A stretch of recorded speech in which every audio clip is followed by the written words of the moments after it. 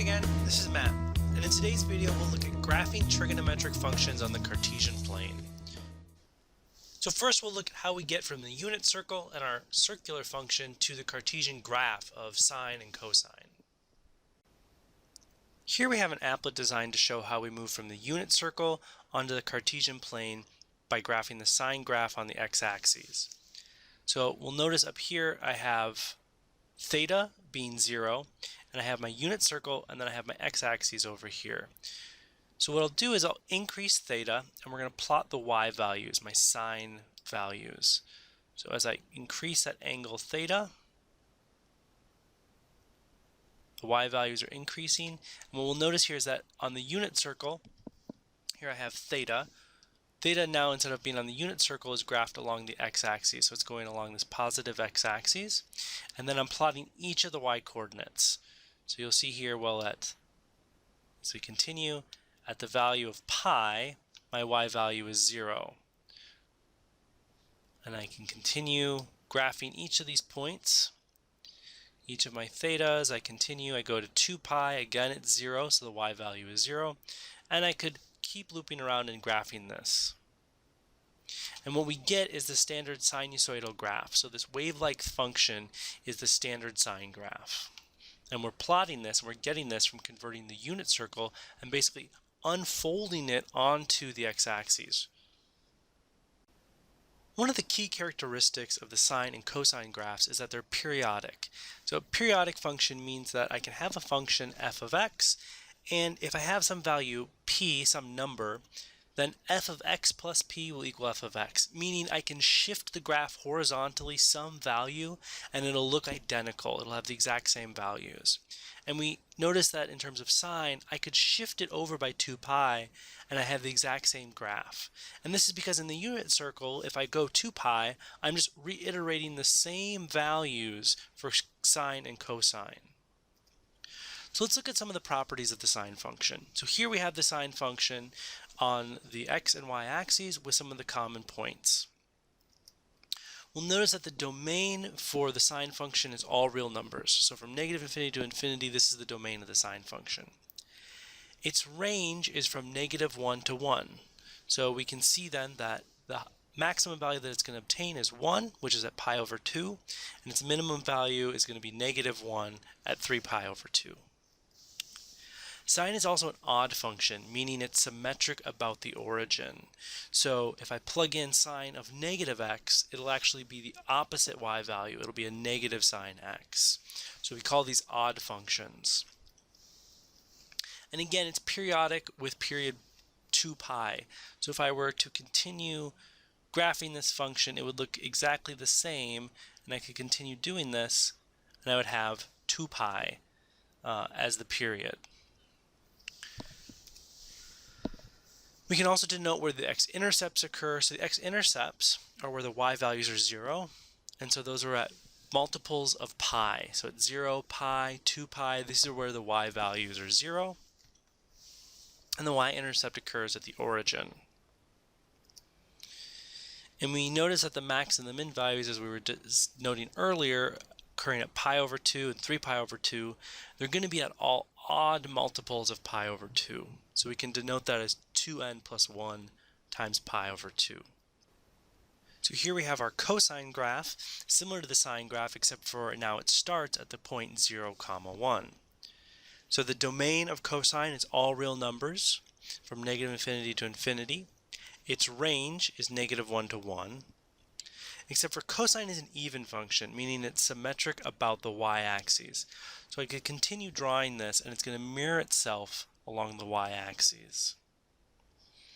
And so what that means is that cosine of negative x is going to be the same as cosine of x. So I could go to the left or to the right of the y-axis, and the y values are going to be identical. It's periodic with period 2 pi. And the x-intercepts now occur at odd multiples of pi over 2. So the y value is 0 at pi over 2, 3 pi over 2, etc. And the y-intercept is at 0, 1. That's where we start. And it achieves its maximum and minimum values at multiples of pi. So at 0, pi, 2 pi, these are where the maximum and minimum values are going to occur.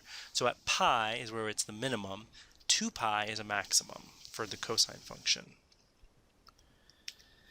Now, the graph of tangent looks very different. And it's because we have these vertical asymptotes that you'll see here depicted in the blue dashed lines. Because the domain of tangent is any x not equal to an odd multiple of pi over 2. And that's because that's where cosine is 0, and we can't divide by a 0. So the range, though, is all real numbers. And tangent is an odd function, so it's symmetric about the origin. It's periodic with period pi, so if I shift this over any pi amount, I'll have the same graph. We see the x-intercepts are occurring at multiples of pi, at 0, pi, and 2 pi, and the y-intercept is the origin. So we have our sine and our cosine graphs, our standard ones, but what if we don't want the typical sine and cosine graph? What I'm going to want to do is I'm going to want to perform translations on these graphs. So here we have the standard sine graph, but oftentimes the data that I have, the situation that I'm trying to model, isn't going to best fit a standard sine graph, so I need to transform it in some way. There are 4 ways in which I could do that. One way is to increase the amplitude. So you can see here I can stretch it out vertically or compress it. So the maximum values might change of my sine graph. I could shift the graph. You see here I could shift it to the left or to the right. This is a horizontal translation. So where do these waves hit their peak? I can also shift it vertically. So maybe the average values are lower than what I anticipate. So the range of values. And I can also increase or decrease the amount of oscillations in a period. So you can see here I can sort of change the period in which these waves occur. So now we're going to explore each of these 4 different translations of the common sine and cosine graphs. So first we saw a vertical stretching. This affects the amplitude of the sine or cosine graph. So for any sinusoidal function of the form y equals a times sine x or y equals a times cosine of x, a refers to the amplitude of the function, and it's denoted as the absolute value of a. When a is less than 1, the graph is compressed vertically, and when a is greater than 1, the graph is stretched vertically. So we can see here this is the amplitude a of a sine graph that has value 3. So this would be y equals 3 times sine x. Now it makes sense because we're taking each of the y values that we get from sine or from cosine, and we're stretching them, we're multiplying them by some factor of a. And when a is less than 1, it's smaller, it's making the y values condensed, so they're smaller. Or when it's greater than 1, then it's stretching them vertically. We also see this in terms of horizontal stretching, and that affects the period of the sinusoidal graph. So for any sinusoidal graph of the form y equals sine bx or y equals cosine bx, when b is greater than 0, then the period is determined by 2 pi over b. When we take b being between 0 and 1, then the graph will be stretched horizontally, so it results in a period being greater than 2 pi. So here we can see a sine graph that's been stretched horizontally that now has a period of 4 pi. So it makes one full oscillation. You can see here it makes one full oscillation between 0 and 4 pi. So that's how we know what the period is. So our value b in this case would be 1/2, because that would result in 4 pi being our period. Now when b is greater than 1, the graph is compressed horizontally, so the period is less than 2 pi. So we can see here, well, then this graph, the period is pi over 2. It makes one full oscillation in pi over 2, pi over 2 is the range. So our b value, well, how would I get pi over 2? Well, then I'd have to divide 2 pi over b. This value would have to be divided by 4. So my b value would be 4. We can also look at horizontal translation. So when we shift these things to the left or to the right, we see that if it's of the form y equals sine x plus c or y equals cosine x plus c, this results in horizontal translation. And when that c value is greater than 0, then the graph is shifted to the left. But when the c value is less than 0, the graph is shifted to the right. And oftentimes this can be confusing for people because what's really happening is that we're shifting the Cartesian plane behind it. So we have our sine graph, and instead of thinking about shifting all these x values, where we're shifting is our orientation. So we're shifting the graph paper behind it. It's one way to think about knowing that when c is greater than 0, the graph is shifted to the left c units. So here we can see, well, this looks like the sine graph that's been shifted. Nope. This looks like the sine graph that's been shifted pi units because it's starting here. So it's shifted over by pi to the right. So we know that this graph would be sine y equals sine of x minus pi.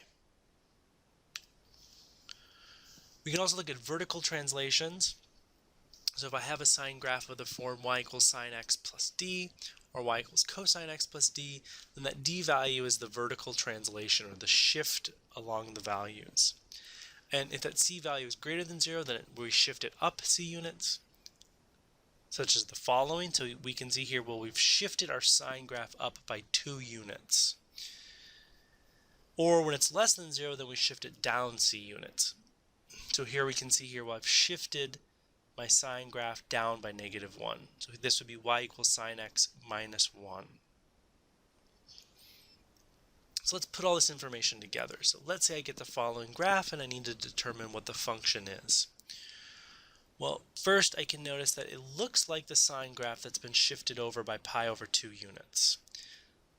So we can see here, well, this looks like the start of the sine graph. And we start from here and continue all the way over to here. So the horizontal shift is pi over 2. It's vertically shifted up by 3. So normally we can see here, this is where the x-axis would be. So we've shifted it up 3 units. And the period is 4 pi. So it goes from pi over 2 to 9 pi over 2, so my period is 4 pi. And the amplitude, the height here, that unit is 2. So amplitude is 2. So I can put all these pieces together, and you'll see this general form, y equals a sine b x plus c plus d. And then we need to figure out what each of these values are going to be. Well, I knew the amplitude was 2, so we have 2 times whatever my sine value was. I know that it's shifted over by pi over 2, so I have x plus pi over 2. And I know that since the period is 4 pi, I need that 2 pi divided by b should equal 4 pi. So b in this case will be 1/2, and the amplitude shift, where it's shifted vertically, is 3 units, so we have +3. So now we can look at any sine or cosine graph that has these type of translations, and we can determine what the original function was. A special thanks to our sponsors for helping create and innovate these videos.